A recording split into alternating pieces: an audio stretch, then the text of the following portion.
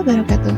Halo teman-teman, yuk kita simak topik 3 aksi nyata dalam mata kuliah pemahaman peserta didik dan pembelajaran dengan dosen pengampu Ibu Dr. Hajah Evi Afiati MPD.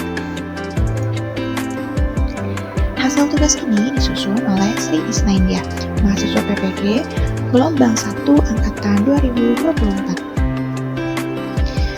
Nah, selanjutnya dengan pertanyaan pemantik 5 pertanyaan. Untuk pertanyaan yang pertama, pemahaman baru apa yang Anda dapatkan dari topik 3 ini? Untuk pertanyaan yang kedua, hal apa yang paling menantang ketika Anda merancang asesmen dalam proses pembelajaran? Pertanyaan yang ketiga, menurut Anda, apakah asesmen yang diterapkan di kelas sudah sesuai dengan tahapan perkembangan peserta didik, lingkungan budaya, dan karakteristik serta kemampuan peserta didik? Dan pertanyaan yang keempat, menurut Anda, apakah asesmen yang diterapkan di kelas sudah dapat memfasilitasi peserta didik dan memberikan ruang bagi peserta didik untuk memberikan umpan balik terhadap proses pembelajaran? Dan pertanyaan yang terakhir, hal lain apakah yang ingin Anda pelajari terkait dengan asesmen? Nah, untuk membahas pertanyaan yang pertama, yaitu pemahaman baru apa yang Anda dapatkan dari topik 3 ini? Nah, jawabannya yaitu hasil asesmen tidak hanya berupa nilai atau angka, melainkan umpan balik peserta didik. Selain itu, penting juga untuk memastikan bahwa asesmen tidak hanya mengukur pemahaman konsep, tetapi juga memberikan kesempatan bagi peserta didik untuk menunjukkan berbagai macam kemampuan dan potensi mereka. Asesmen tidak perlu dilakukan setiap saat, melainkan sesuai kebutuhan informasi yang ingin diperoleh. Asesmen dibuat menyesuaikan tahapan perkembangan peserta didik, karakteristik lingkungan, dan budaya peserta didik. Nah, pembahasan yang kedua dari pertanyaan, hal apa yang paling menantang ketika Anda merancang asesmen dalam proses pembelajaran?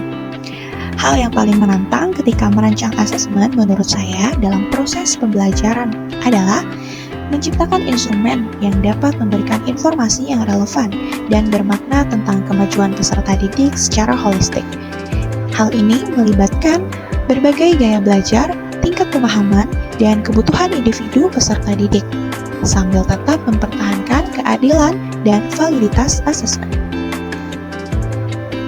Nah, untuk pembahasan yang ketiga dari pertanyaan, menurut Anda, apakah asesmen yang diterapkan di kelas sudah sesuai dengan tahapan perkembangan peserta didik, lingkungan budaya, dan karakteristik, serta kemampuan peserta didik?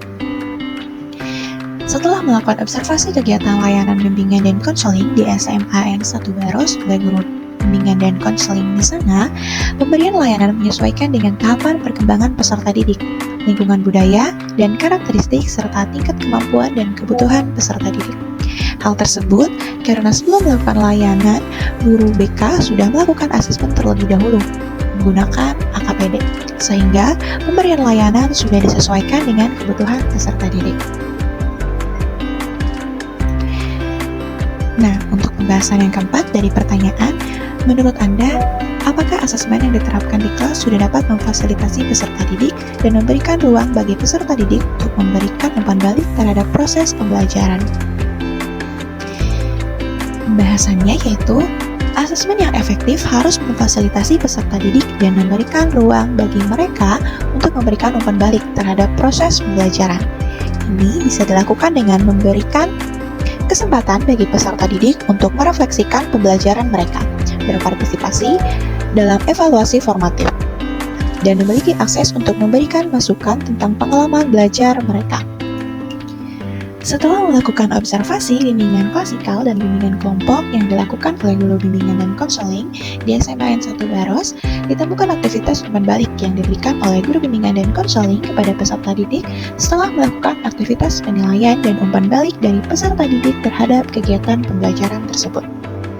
Nah, selanjutnya untuk pembahasan yang kelima dari pertanyaan yang kelima yaitu, hal lain apakah yang ingin Anda pelajari terkait dengan asesmen?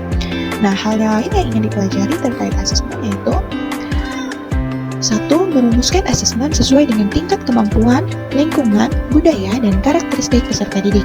Dan yang kedua, ingin mempelajari teknik-teknik dan strategi-strategi baru dalam merancang asesmen yang lebih inklusif dan berorientasi pada pertumbuhan peserta didik. Dan selanjutnya, bagaimana teknologi dapat digunakan untuk meningkatkan proses asesmen dan memberikan umpan balik yang lebih terarah dan personal bagi peserta. Nah, teman-teman, itu tadi penjelasan dari 5 pertanyaan romantik di LMS yang bisa saya sampaikan